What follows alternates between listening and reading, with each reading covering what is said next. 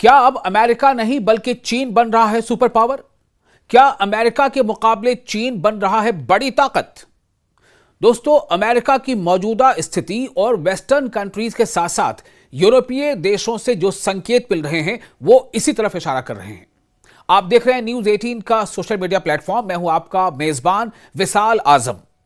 Spain के वजीर आजम, जी हां, स्पेन के प्रधानमंत्री पेड्रो सैंचेज ने बदलते हुए वैश्विक निजाम और अमेरिका की गैर मोतबर यानी कम भरोसेमंद सूरत हाल के बीच चीन की मजबूत भूमिका पर जोर दिया है।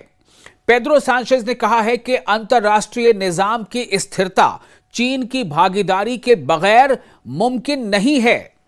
अपने 4 सालों में चौथे दौरे पर चीन जाकर सैंचेज ने कहा कि दुनिया अब एक बहुध्रुवीय यानी मल्टीपोलर निजाम की तरफ बढ़ रही है। अब दुनिया का कोई एक सुपर पावर नहीं है, बल्कि यह मल्टीपोलर निजाम है। और यूरोप में अमेरिका की भरोसेमंदी को लेकर भी चिंता बढ़ रही है। उन्होंने चीन के साथ यानी पेड्रो सैंचेज, स्पेन के वजीर आजम, स्पेन के प्राइम मिनिस्टर पेड्रो सैंचेज ने चीन के साथ आर्थिक रिश्तों को मजबूत करने में दिलचस्पी दिखाई है, खास तौर पर जब अमेरिकी राष्ट्रपति डोनाल्ड ट्रंप ने स्पेन के साथ तिजारत यानी व्यापार, ट्रेड टूटने की संभावना जताई थी। स्पेन के प्राइम मिनिस्टर जो बीजिंग में अपने चीनी समकक्ष ली क्यांग के दावत पर, उनके निमंत्रण पर मौजूद थे, उन्होंने यूरोप और चीन के बीच हर सतह पर आदान प्रदान और सहयोग बढ़ाने की अहमियत पर जोर दिया। उन्होंने यह भी कहा कि स्पेन ब्रुसेल्स और बीजिंग के बीच रिश्तों को आगे बढ़ाने में अपनी अहम भूमिका जारी रखेगा। यह दौरा मैड्रिड की ओर से वॉशिंगटन की नीतियों पर जारी कड़ी आलोचना के बीच हुआ है, जिसमें 28 फरवरी को ईरान के खिलाफ इस्राएली शासन के साथ मिलकर की गई बिना उकसावे वाली कार्रवाई भी यानी हमला भी शामिल है। स्पेन ने उन उड़ानों के लिए अपना हवाई क्षेत्र बंद कर दिया जो इस कार्रवाई में मदद कर रही थी, जिस पर अमेरिकी अधिकारियों की ओर से कड़ी प्रतिक्रिया सामने आई। देश ने इस्राएली शासन के खुले समर्थन पर भी अमेरिका की सख्त आलोचना की। किसने? स्पेन ने।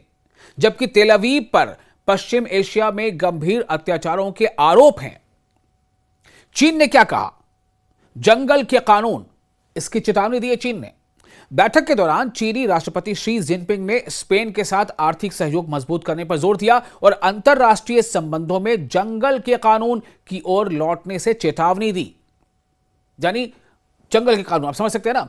शी जिनपिंग ने कहा है कि वैश्विक अराजकता और अशांति के बीच चीन और स्पेन को अपना तालमेल और मजबूत करना चाहिए, जहां इंसाफ और ताकत के बीच मुकाबला चल रहा है।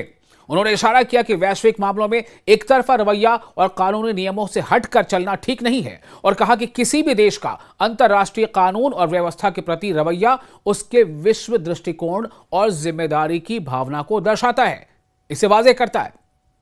बैठक के बाद बोलते हुए पेड्रो सैंचेज ने पश्चिम एशिया यानी वेस्ट एशिया में मौजूदा जो संकट है उसके हल में चीन के किरदार का इस्तकबाल किया है, वेलकम किया है और कहा है कि बीजिंग कूटनीतिक हल को आगे बढ़ाने और शांति व स्थिरता में योगदान दे सकता है।